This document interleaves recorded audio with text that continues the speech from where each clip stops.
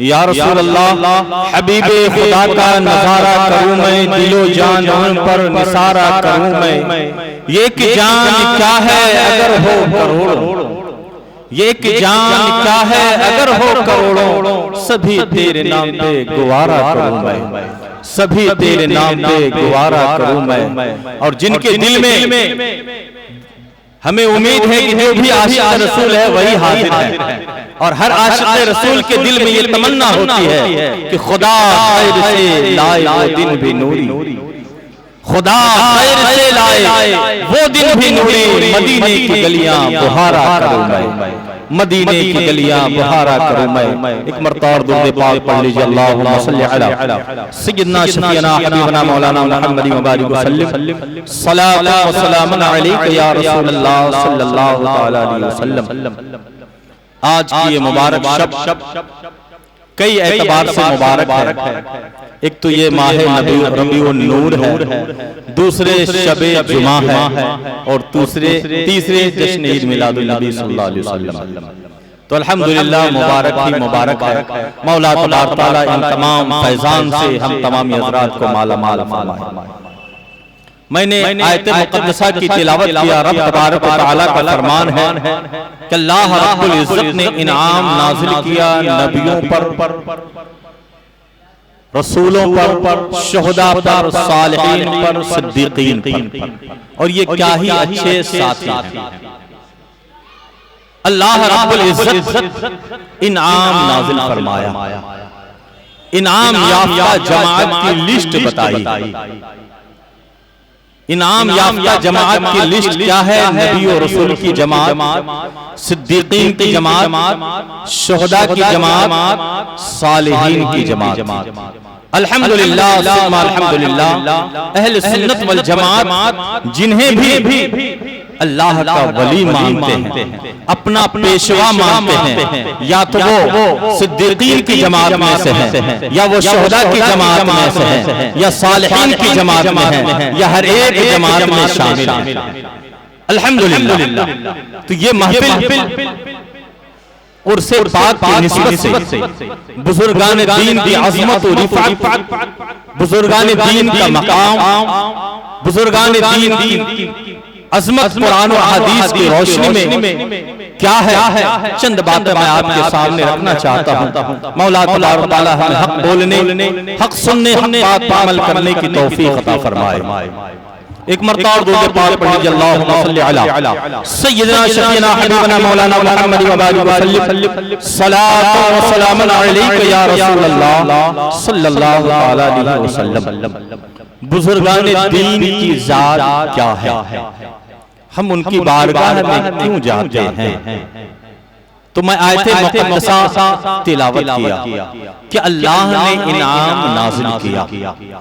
अब उसको आसान लफ्ज में समझने के लिए यह है कि घर से अगर वालिदैन या घर का जिम्मेदार घर से निकल करके कहीं जा रहे हैं और यूं कहे कि फलां जगह पैसा रखा हुआ है, फलां जगह खाने का सामान रखा हुआ है, और उसके बाद वो चले गए, तो पता क्या चला? ए घर में रहने वाले, तुम्हें ये इशारा दिया जा रहा है, अगर तुम्हें प्यास लगे तो फलां जगह पानी है, अगर तुम्हें भूख लगे तो फलां जगह खाना है, तुम्हें जरूरत पड़े किसी चीज को खरीदने के लिए तो फलां जगह पैसा मौजूद है। इसका ये मतलब नहीं कि तुम भूखे मर जाओ और खाना ना खाओ, प्यासे मर जाओ और पानी ना पियो, तुम पैसे की जरूरत के एतबार से परेशान हो जाओ, पैसा खर्च ना करो। बल्कि हर अक्लमंद इंसान ये कहता है कि जब हमें ये बता दिया गया है फलां जगह फलां चीज है, फलां जगह फलां चीज है, तो जरूरत के वक्त से इस्तेमाल करो। रब तबारक व तआला ने कुरान माने मसरफ फरमा दिया, इनाम याफ्ता जमात नबियों की है, इनाम याफ्ता जमात रसूलों की है,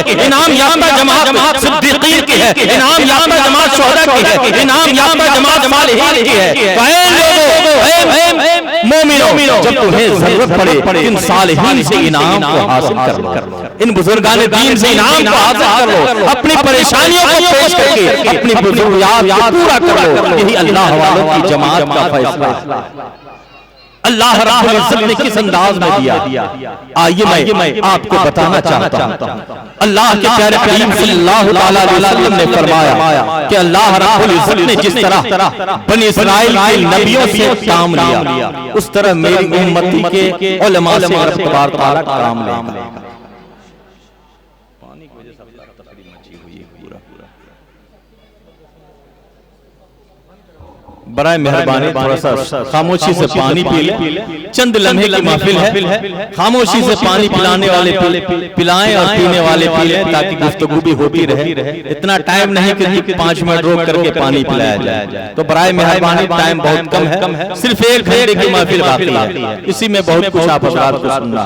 दुरूद पाक पढ़ लीजिए, अल्लाहुम्मा सल्ली अला सय्यदना शफीअना हबीबना मौलाना मुहम्मद व बारिक वसल्लम, सलातो व सलामुन अलैका या रसूलल्लाह सल्लल्लाहु अलैहि वसल्लम। अंबिया किराम की बारगाह में उनके उम्मती जाते, मसला पूछते, जवाब मिलता, और अगर जरूरत पड़ती तो मौजज़ा दिखाते। लेकिन प्यारे आका सल्लल्लाहु अलैहि वसल्लम को दुनिया से बज़ाहिर रुखसत हुए 1400 साल से ज्यादा का जमाना गुजर गया, लेकिन प्यारे आका ने फरमा दिया कि मेरी उम्मती के उलमा से रब तबारक व तआला वो काम लेगा जो बनी इस्राइल के नबियों से काम लिया है। तीनों उलमाए किराम में 2 जमात की शक्ल में पेश हुए, एक औलियाए किराम की सफ में नजर आ रहे हैं, एक मुहद्दिसीन मुफस्सिरीन की सफ में नजर आ रहे हैं, एक मुफ्तियाने अज़ान की सफ में नजर आ रहे हैं। पता क्या चला, बहुत सारे ऐसे अफराद हैं जिन्हें किरामत की जरूरत होती है, औलियाए किराम की बारगाह में जाते हैं। जिन्हें मसाइल की जरूरत होती है तो मुफ्तियाने किराम उलमाए दीन की बारगाह में जाते हैं। लेकिन मैं पूछना चाहता हूँ, क्या ये दोनों जमात अलग अलग है? हरगिज़ नहीं।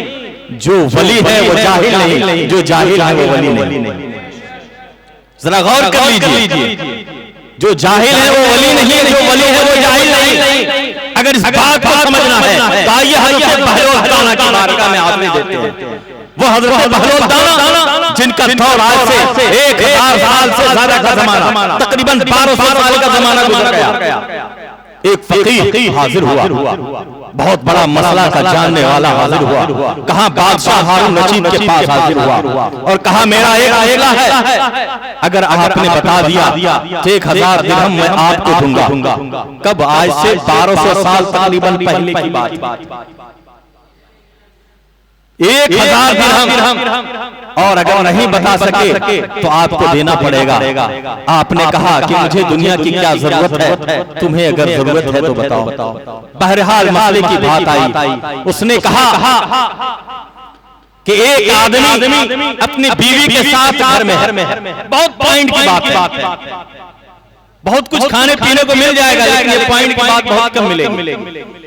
एक आदमी मियां बीवी घर में है और 2 आदमी उसके अलावा है, एक नमाज पढ़ रहा है और एक रोजा रखा है। लेकिन जब तीसरा कोई नया आदमी घर में दाखिल होता है तो इस मियां बीवी के दरमियान तलाक हो जाती है, उसकी नमाज खत्म हो जाती है, उसका रोजा खत्म हो जाता है। कोई बता दे, अपने आप को फतवा झाड़ने वाले तो बहुत मिल जाएंगे फेसबुक और व्हाट्सएप के।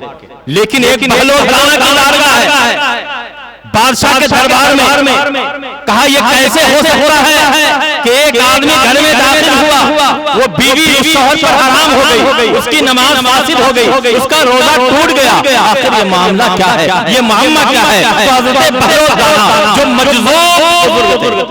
मजज़ूब वो बयान करते हैं कि वो दाखिल होने वाला वो शख्स है जो उस बीवी का पहला शौहर है और वो गुम हो गया, किसी को खबर न हुई।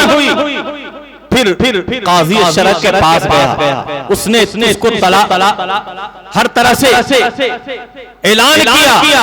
जब बाज़ाहिर न हो सका तो उसने क्या किया, तलाक का ऐलान किया। तलाक का ऐलान करने के बाद उसने उससे शादी कर ली। लेकिन जब वो पहला शौहर जब घर में दाखिल हुआ तो दूसरा शौहर उस पर हराम है। वो बीवी मालदार थी, उसने अपने गायब होने वाले शौहर के नाम से कज़ा नमाज उससे पढ़वा रहा था। कज़ा नमाज उससे पढ़वाएगा जो दुनिया से रुख हो गया। और कज़ा रोजा उसके जरिए रखवाएगा जो दुनिया से रुखसत हो गया। जब वो बंदा हाजिर हो गया उसका रोजा भी खत्म हो गया, उसकी नमाज भी मुकम्मल हो गई और ये बीवी दूसरे शौहर से हराम हो गई। तो पता क्या चला, एक बुजुर्ग जो अल्लाह का महबूब बंदा हुआ करता है वो सिर्फ वली नहीं बल्कि आलिम दीन भी। तो पता क्या चला कि आलिम दीन और वली में दोनों में इस तरह का फासला है कि जहां रोशनी होगी वहां उजाला होगा, जहां चिराग होगी वहां उजाला होगा और जहां उजाला होगा वहां होगी। तो इसी तरह एक बुजुर्ग और एक आलिम दीन का निस्बत है। तो पता क्या चला, जो बुजुर्ग है वो जाहिल नहीं है और जो जाहिल है वो बुजुर्ग नहीं। दुरूद पाक पढ़ लीजिए, अल्लाहुम्मा सल्ली अला सय्यिदना शफीना हबीबना मौलाना मुहम्मद व बारिक वसल्लम सलातु व सलाम अलैका या रसूलल्लाह सल्लल्लाहु अलैहि वसल्लम। तब ये बात वाज़ेह हो गई कि अहले सुन्नत वल जमात जिसे अल्लाह का वली मानता है उसे आलिम दीन भी मानता है, उसे सच्चा भी मानता है, उन्हें शरीयत का पाबंद भी मानता है, उन्हें अल्लाह का महबूब बंदा किस एतबार से मानता है कि जिंदगी के हर मोड़ पर शरीयत का पासो लिहाज रखा। चंद दुनिया के सिक्कों की बुनियाद पर अपने ईमान को बेच रही है, बल्कि अपने आप इस अंदाज में जिंदगी गुजारा है कि या रसूलल्लाह हर जगह हर कदम तो गवारा है, इतना तो कह दे कि तू हमारा। तारीख बहुत ज्यादा। आइए हज़रत बहलोल दाना की बारगाह में कौल बात और वो बात ऐसी है कि जिनके बारे में आज के इस पुरफितन दौर में कि जो बज़ाहिर नाम लेते हैं बुजुर्गान दीन का लेकिन मानते नहीं, नाम लेते हैं लेकिन मानते नहीं। और एक वो है जो पूरी एड़ी चोटी की ताकत लगा करके मजहब इस्लाम को बदनाम करना चाहता है। आओ हज़रत बहलोल दाना की बारगाह में हज़रत बहलोल दाना सिर्फ एक सवाल में एक सवाल के जवाब में आज से तकरीबन 1200 साल पहले एक सवाल का जवाब दिया और आज 1200 साल का ज़माना गुज़र गया, लेकिन वो जवाब ऐसा जवाब है कि बातिलों के लिए एक आखिरी कील की शक्ल में एक शख्स आता है और कहता है कि मेरे सवाल का जवाब दीजिए। वो सवाल क्या है कि खुदा है तो नजर क्यों नहीं आता?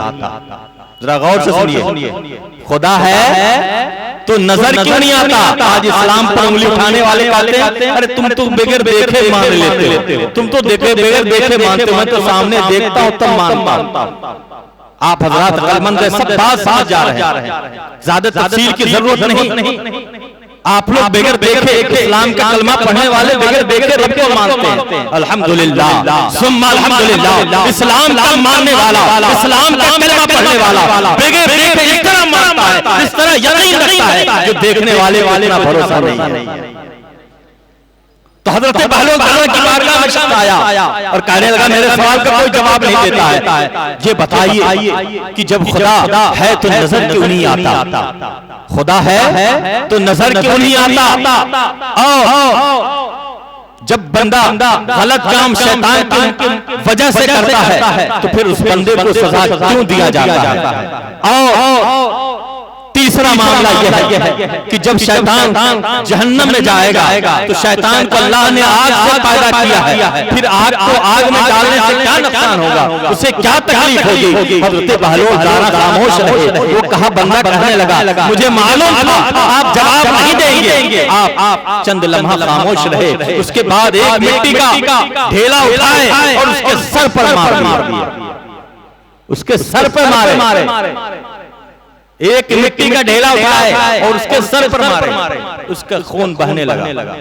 फौरन वो गया पुलिस चौकी और कहा फलां बाबा ने मुझे मारा, फलां बाबा ने मुझे मारा और खून बह रहा है। आपको बुलाया गया, कहा आपने इसे मारा है? कहा मैंने मारा है।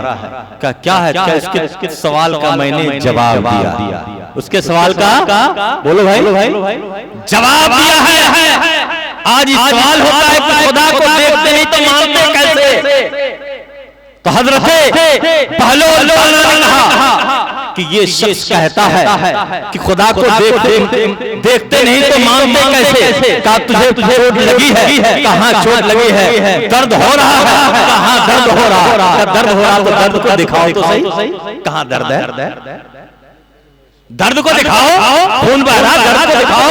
वो बंदा आजिज़ हो गया कि खून तो बह रहा है लेकिन मैं दर्द को दिखाने से आजिज़ है। जब दर्द को दिखाने से आजिज़ है तो खालिक़े कायनात तुम्हारे अंदर वो ताकत है कि रब को देखो और मेरे प्यारे आका की ज़ात है और कोई गैब क्या तुमसे निहा होगा जब ना खुदा ही तुम पे करो। जब नबियों के इमाम ने दिया मैंने खुदा को अपने माथे की निगाह से देखा और जिस प्यारे आका पर कुरान मुक़द्दस का नुज़ूल हुआ तो हमने जिस तरह प्यारे आका को नबी माना, कुरान को खुदा का किताब माना, इसी तरह अल्लाह वहदहु ला शरीक को बेदेखे यकीन माना कि रब एक है, वहदहु ला शरीक है, आलिमुल गैब व शहादा है। लेकिन हर एक बंदे की यह ताकत नहीं कि दुनिया में देख सके। वो मुक़द्दर वाला है जो आखिरत में नसीब होगा, वो ईमान वाला जो आखिरत में दीदार रब का नसीब होगा। अब यहाँ पर एक बात और सुन ले, बहुत सारे मज़हब इस्लाम पर यह अंतुनुमाई करते हैं ये नेमत मिलेगी इसलिए यह काम करते हैं मुसलमान। लेकिन खबरदार, दुनिया की तमाम नेमतें कुर्बान, जन्नत की तमाम नेमतें कुर्बान, तमाम नेमतें एक तरफ, लेकिन उसके जर्रे बराबर भी बराबर नहीं होगा जितना मोमिन को रब का दीदार होगा तो खुशी, रब का दीदार होगा तो खुशी होगी। ये सबसे बड़ा इनाम है मोमिन बंदों को रब का दीदार। तो हजरत बहलोल दाना ने क्या कहा कि दर्द हो रहा है तो दिखाओ। तो तूने सवाल किया था रब है तो दिखाओ, तो तुम पहले दर्द को दिखा दो फिर रब की बात करना। का दूसरा सवाल हमने ये किया था कि जब हर गलत काम शैतान कराता है तो इंसान को सजा क्यों? तो पत्थर भी ये जो ढेला भी जो तुझे लगा है वो शैतान ने मारा है, तो फिर मुझे क्यों पुलिस चौकी लाते हो? ये पत्थर ये ढेला भी तुझे मिट्टी का जो लगा है वो भी शैतान ने मारा है, फिर मुझे पुलिस चौकी क्यों लाए हो? मुझ पर FIR क्यों दर्ज करवा रहे हो? फौरन वो हैरानो परेशान हो गया। फिर तीसरा सवाल था, वो क्या था कि जब शैतान को अल्लाह ने आग से पैदा किया है तो वो जहन्नम में जाने के बाद वो कैसे जलेगा, उसे क्या तकलीफ होगी? आपने फरमाया है बंदा सुन ले, इंसान को रब ने किस चीज से पैदा किया है? तो उसने कहा मिट्टी से। कहा मिट्टी से पैदा किया है, मैंने तुझे किस चीज से मारा है? कहा मिट्टी के ढेला से मारे हैं। तो मिट्टी के ढेला से, जब तुम भी मिट्टी हो ये भी मिट्टी, फिर चोट कैसे लगी? जब तुम भी मिट्टी से पैदा किए गए और ये भी मिट्टी का ढेला है तो चोट कैसे लगा? तुझे तकलीफ कैसे हुई? जिस तरह तुम मिट्टी के पुतला होता हुए मिट्टी के ढेले से तुझे चोट लगी, इसी तरह शैतान आग से पैदा किया गया है, उसके बावजूद जहन्नम में तकलीफ होगी। अब यहाँ पर इन तमाम चीजों में ढेले से मैं क्या बातें अखज़ हुई, मैं आपके सामने चंद लम्हे में रखना चाहता हूँ, अपनी बात को मुकम्मल करना चाहता हूँ। दुरूद पाक पढ़ लीजिए। अल्लाहुम्मा सल्ली अला सय्यिदना शफीना हबीबना मौलाना मुहम्मद व आलिहि वसल्लम, सलातु व सलामुन अलैका या रसूलल्लाह सल्लल्लाहु अलैहि वसल्लम। मैं रब वहदहु ला शरीक मानता हूँ, मेरा ईमान है, मेरा कुरान कहता है कि रब वो है जो सूरज को पूरब से तुलू करता है, सूरज को पश्चिम की तरफ डूबाता है। तीसरे पारे में अल्लाह का फरमान है। और आज से तकरीबन 4000 साल पहले जब हजरत इब्राहिम अलैहिस्सलाम तस्लीम से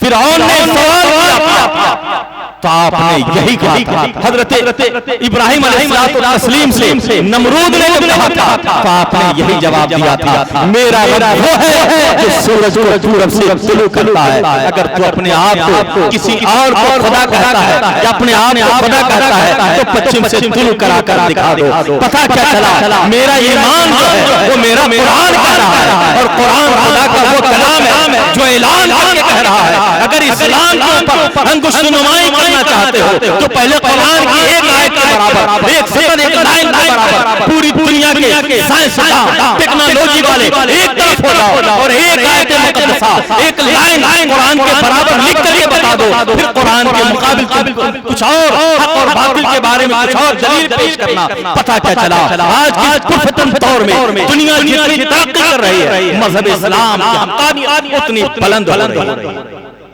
उतनी बुलंद हो रही है। अब किस अंदाज से मैं आपको बोलना चाहता हूं, बताना चाहता हूं कि ये बुजुर्गान दीन क्या है। बात बहुत लंबी हो रही है। बुजुर्गान दीन से क्या मिलता है, बुजुर्गान दीन क्या है। बहुत सारे लोग नाम लेते हैं लेकिन मानते नहीं। तो मैं आपको एक बात कहना चाहता हूँ, यहाँ दो बात समझ में आई।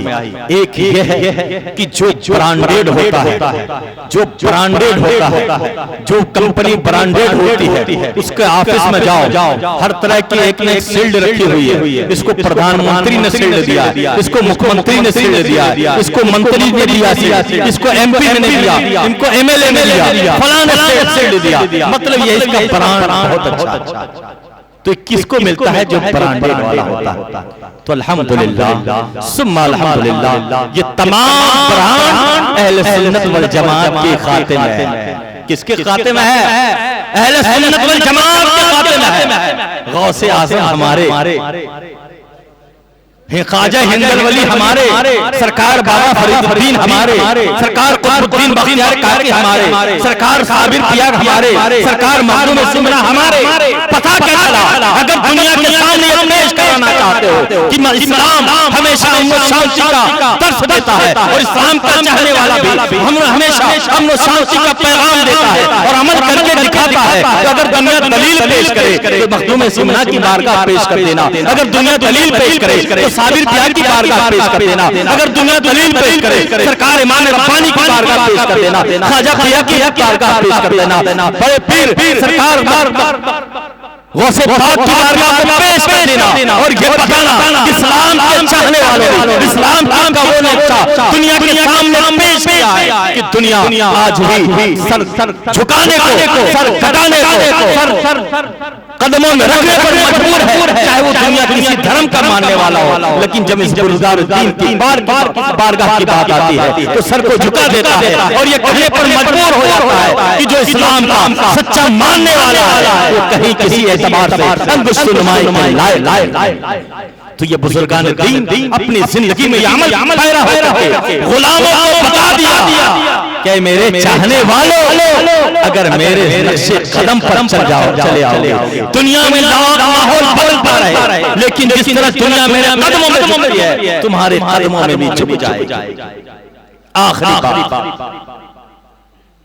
दुनिया के हर धर्म वाला बुजुर्गान दीन की बारगाह में जाता है और सर को झुका देता है, लेकिन वहां से जब बाहर आता है तो क्या करता है? वही शख्स तरह तरह के इस्लाम के बारे में, मुसलमानों के बारे में सोचने लगता है।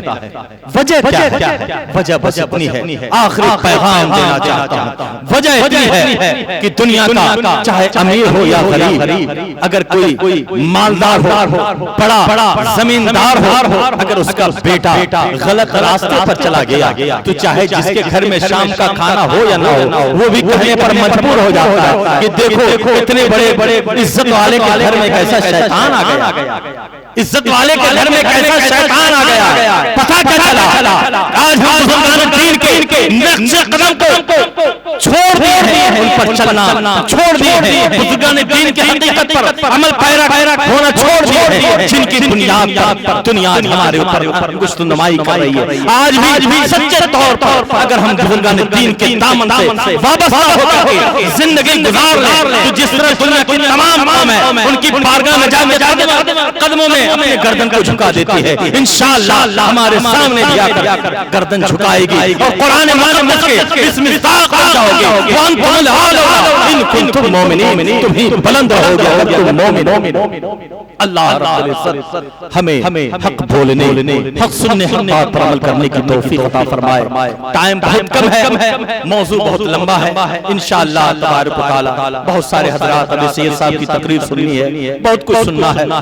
अल्लाह रब्बुल इज्जत ने की तौफीक से मौला तबारक व तआला इस महफिल को जिन जिन हजरात ने जिस अंदाज में सजाया है, बिलखुसूस इसमें जनाब निजाम भाई की मेहनत और जनाब सूफी अब्दुल कादिर साहब के काबिश जो साल भर खिदमत अंजाम देते हैं, जिनकी बुनियाद पर आज चाहने वाले बुजुर्गान दीन के दामन से वाबस्ता होने वाले आए। मौला तबारक व तआला जिस तरह आज हम तेरे महबूब की निस्बत से आए हैं, का हयात की सीरत को अपनी जिंदगी में नमूना अमल बनाने की तौफीक अता फरमाए और अपने महबूबीन के नक्शे कदम पर हमें दुनिया में कायम रख और कब्र हश्र में उन्हीं के झंडे तले हमारा हिसाब किताब अता फरमाए। अस्तगफिरुल्लाह रब्बी मिन कुल्लि ज़ंबिन व अतूबु इलैहि, अशहदु अल्ला इलाहा इल्लल्लाह व अशहदु अन्ना मुहम्मदर रसूलुल्लाह।